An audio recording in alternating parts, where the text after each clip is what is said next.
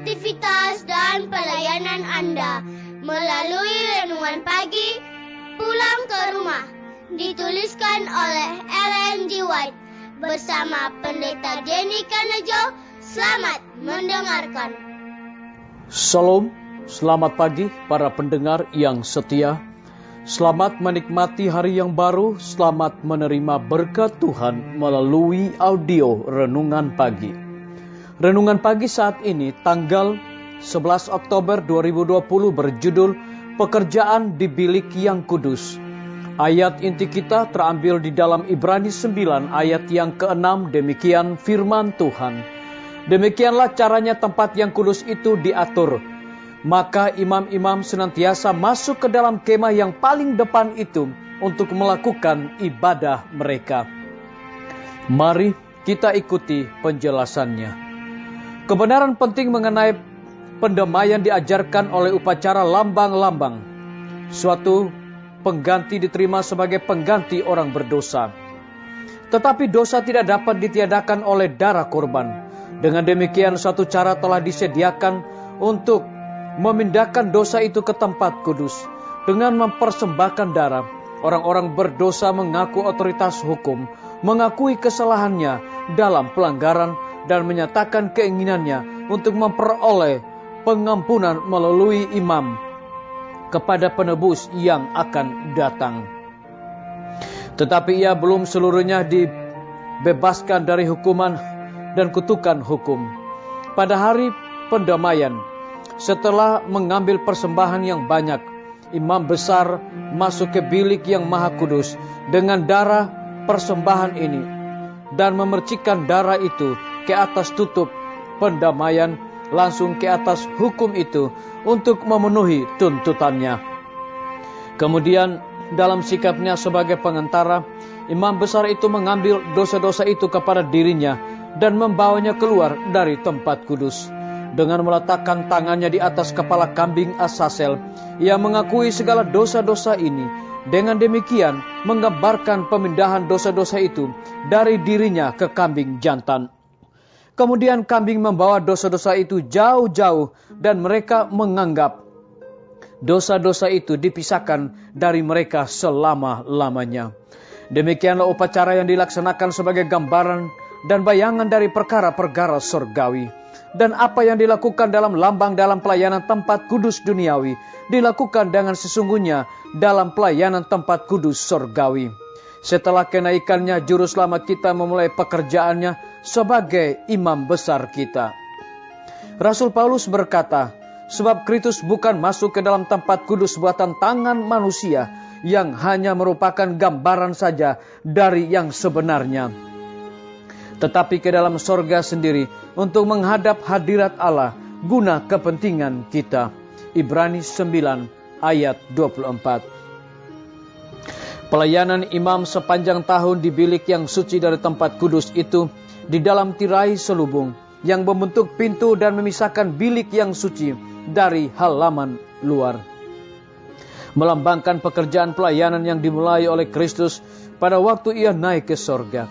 Itu adalah pekerjaan pelayanan harian imam untuk menyampaikan kehadirat Allah, darah persembahan karena dosa, juga dupa yang naik bersama doa-doa orang Israel.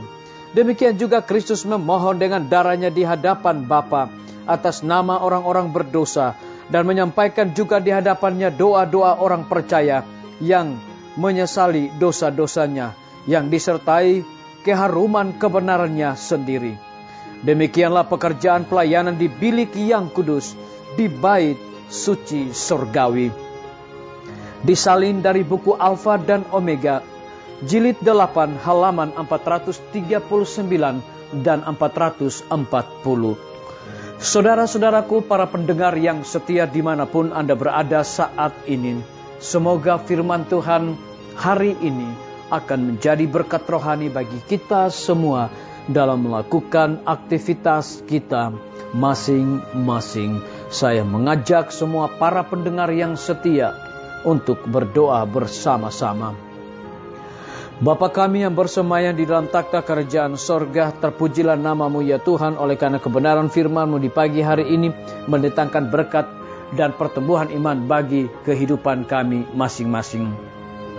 Pada pagi hari ini hamba berdoa bagi para tim medis. Tuhan berkati dokter, perawat, bidan, dan semua para pekerja kesehatan yang ada di setiap rumah sakit yang ada di Indonesia.